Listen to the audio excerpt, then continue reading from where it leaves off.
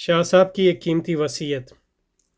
اس تعارف کے آخر میں مجدد وقت حضرت شاہ ولی اللہ صاحب محدث دہلوی کی ایک اہم وصیت ذکر کی جاتی ہے تاکہ آپ اس پر عمل کر کے نزول قرآن اور بعثت رسول صلی اللہ علیہ وسلم کے مقصد کو تقویت اور شاہ صاحب کی روح کو راحت پہنچائیں۔ وصیت حسب ذیل ہے۔ اول وصیت این فقیر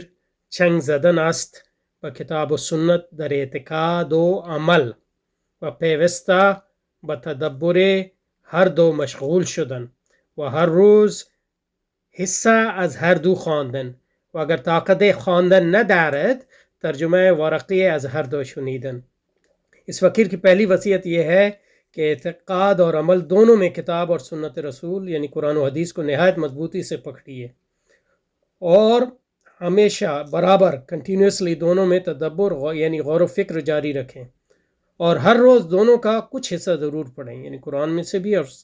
سنت رسول اور احادیث پاک سے، اور اگر پڑھنے کی طاقت نہ رکھتا ہو تو کسی دوسرے سے کم از کم ایک ورق دونوں کا ترجمہ ہی سن لیا کرے